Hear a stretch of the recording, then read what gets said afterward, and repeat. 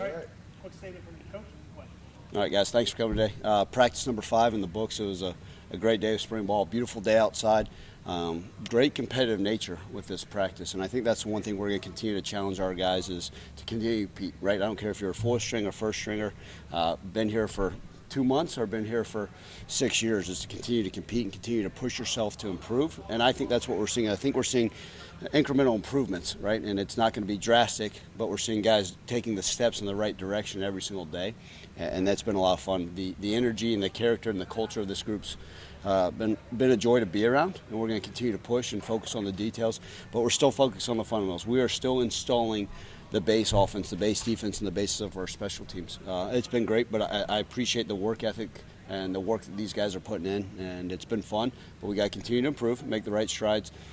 Seeing different guys, right, a lot of new faces continue to step up and do some things, but a lot of rotation, and certainly I always tell them they control the depth charts, but I've been pleased so far, and today was a great practice, and we want to continue upon that as we head on, as we continue to make strides in spring. Is it? Do you guys plan to orchestrate it around this point? You want to see a little bit more of the competitive edge?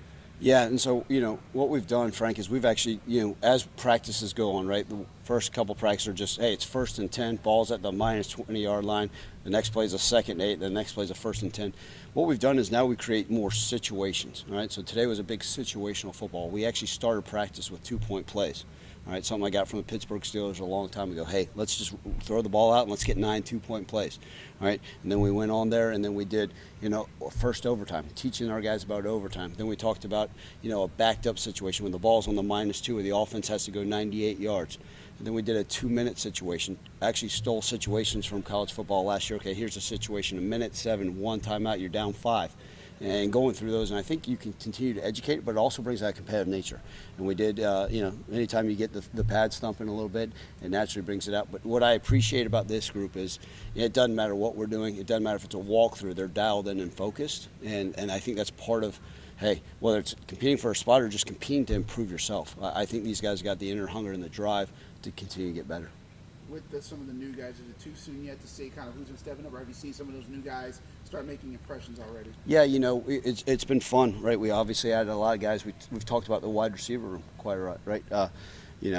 Damiere Byrds done some great things. Been pleased to see what he's been able to do. Marcelo Bussi, a kid that we didn't talk much out of Hutch Junior College, he's stepping up and making some strides. Right, you're seeing the emergence of Rock Taylor now having a more role, where he's getting a ton of reps.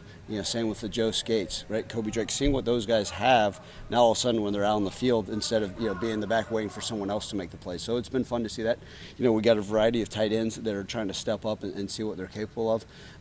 The offensive line, it's a bunch of guys that are out there competing, right? We know the 3 interior guys that played a lot of football last year, but we allowed new faces at tackle, and it's been good to see. I think you're getting to see some things that one day you're like, man.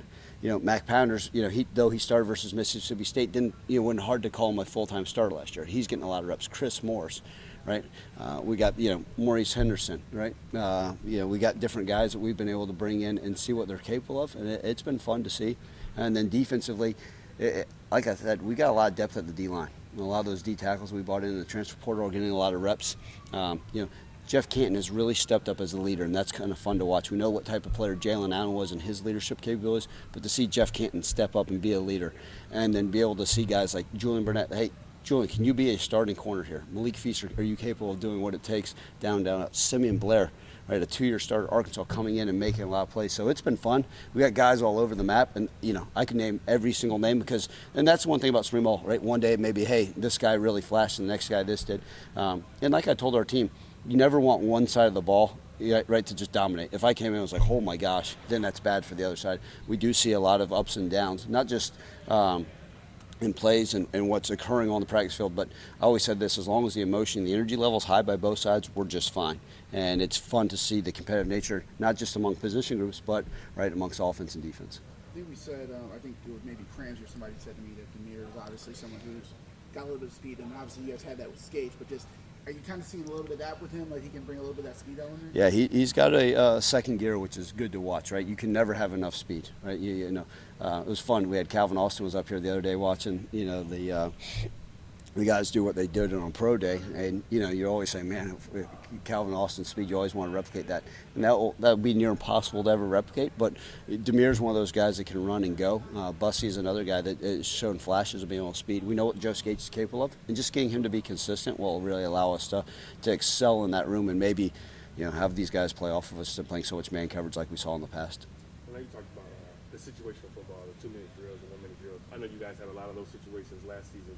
Just at this point in the time, how important is it to kind of go through those, not just in spring camp and in fall camp? Yeah, absolutely, Frank. So there's a method behind this madness. I really sat this offseason in January and said, okay, what do I want the spring ball to look like? Fall camp, you get laid out. I'm going to get 5 different times of 2-minute situations, a variety of different ones. I'm going to get 4-minute situations. I'm going to get all different variety of different things because that's real life football. And you're exactly right. We saw a lot of that last season, and sometimes we didn't necessarily capitalize. So if you can start harping on it in the spring, one, it gets in their brains. It's a great time to teach that stuff because that's what college football is all about.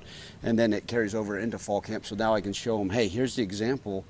Practice 5 of spring ball, we worked this 2-minute situation. What could we have done differently? And so now the teaching is already occurring rather than just going through random plays and saying, okay, we're just installing things. And I think that's so huge the way we want to progress.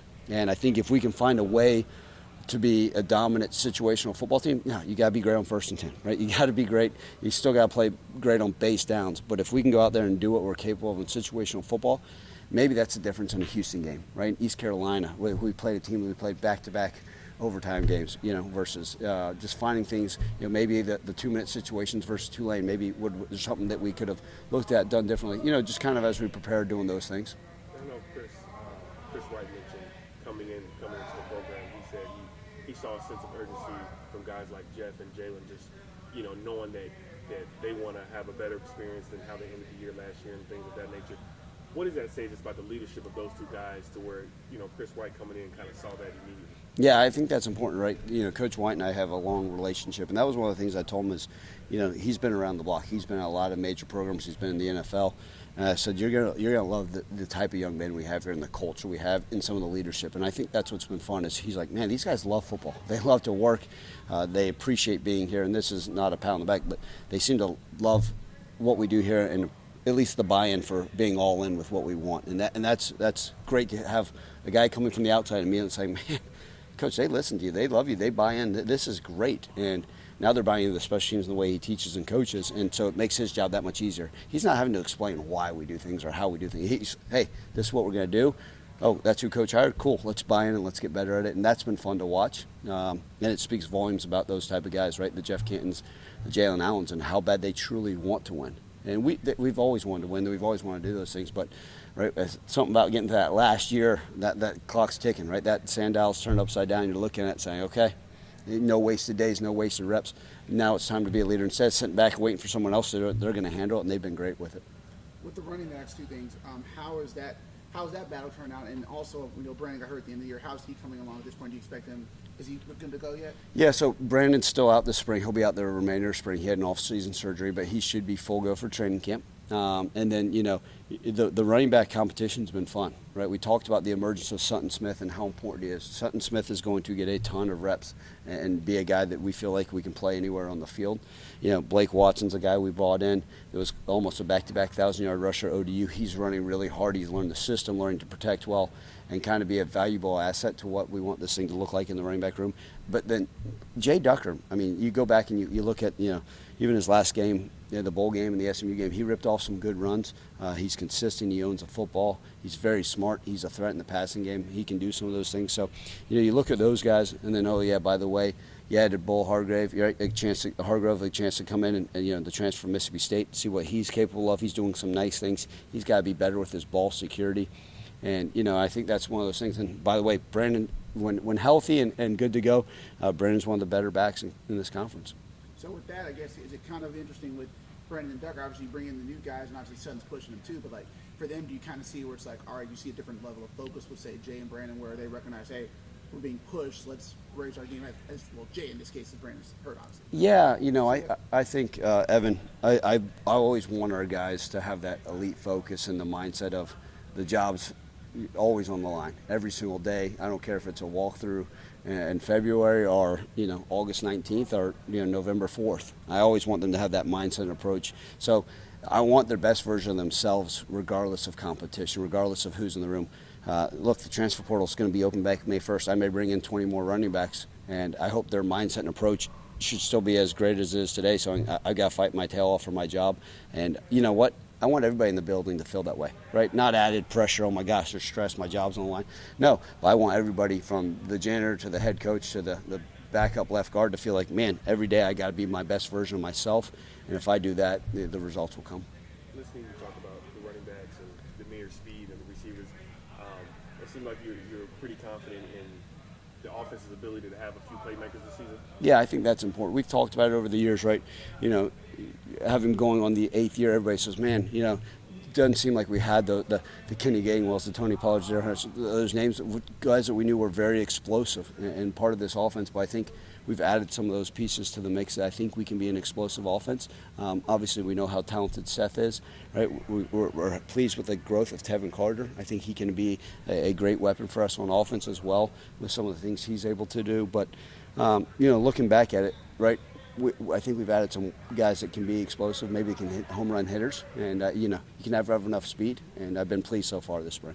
With Tevin and with Harris as well here, is there a kind of a plan maybe, are you comfortable with them as your right now? Is that something you may look into exploring when May comes around? Yeah, I think we've told every position. They understand this is a business, and we have to look at whatever's out there and see if this is the best fit. If there's someone that we think can make our team better, then we'll look into that. And that's the way it's always going to be from here on out. That's the way college football has become. So if we feel like that somebody can add value, whether it's the quarterback room, whether for competition or just make us better in that room, we're always going to explore that. And even if we may say, man, Ryan, you added a lot of depth at D-line. Why are you adding more in May? Well, guess what? That's the nature of it. If we feel like there's guys out there that can make us a better team, then we'll have to explore that as well.